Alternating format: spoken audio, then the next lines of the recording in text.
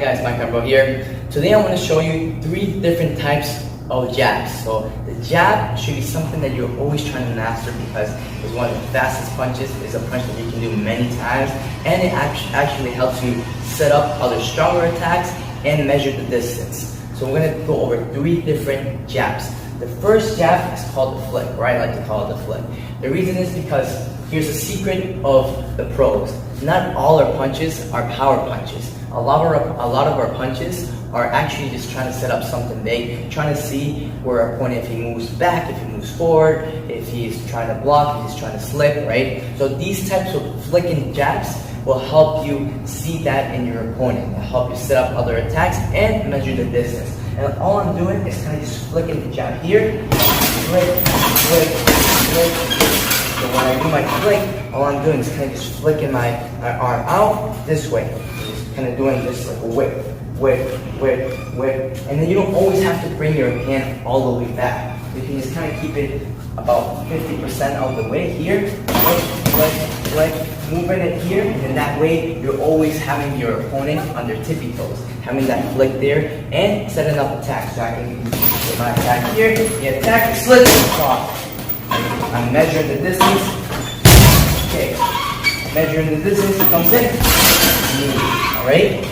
You can do the same thing to set up some body shots. So a lot of times you'll have opponents shield up, and then when they shield up, it's a perfect time to use that flicking jab and then land that body. So let's say you're here, you're shield up because you might hurt them or you did some kind of technique that made them shield up. So you measure, measure, measure, go. Measure, measure, measure, go. Body shot, right? And just get out of the way. Good? So that is the flick jab. Now, for the second jab, it's the power jab. So the power jab is used a little bit to put your opponent off balance and to make sure that you kind of make that space. So if you need some space, you need to push your opponent back, then the power jab is perfect. The way the power jab works is that we actually put our shoulder and our elbow. You want to put that elbow all the way up. So I'm turning actually my hand all the way out, right? So instead of having it here, you're actually turning it out just like this.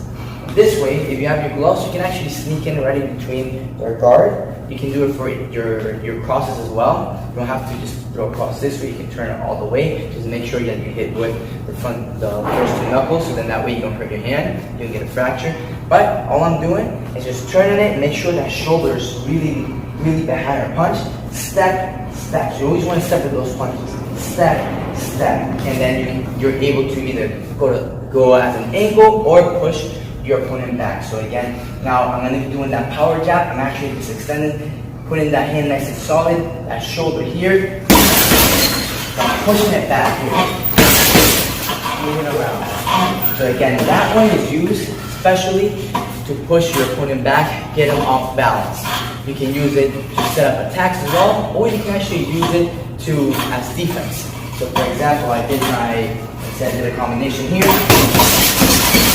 And then I do that power jab, bam, bam, bam, double jab, triple jab, right? And that way your opponent's not able to retaliate right away. Now, the third one is just the lingering jab, right? The lingering jab or the stiff jab where you just leave it there, right? So this one is used to blind your opponent and to change the rhythm. So let's say you're doing your attacks here, then you stop. You stop here, and then this jab, if you can even open your hand this way, kind of just push their face, also puts them off balance, and you're kind of blinding them because the glove is going to be right in front of your face. So I'm here, back, I stop, right? And you put your hand this way or this way, I stop. Kind of like, oh, what's going on? I stop, set up for an attack. If they attack, I pull back, cross, move, upward, right? So it's a really good way to set up. If you're gonna land a low kick, if you're doing Muay Thai, you're gonna land that low kick, you can do that jab, stick it there, and then push, and then low kick, right? You push, you go off balance, take the leg, and you do that low kick. So then that's a few ways that you can use that lingering jab and that stiff jab to push your opponent back. Alright guys, if you have any questions, please comment below, and see you guys next time.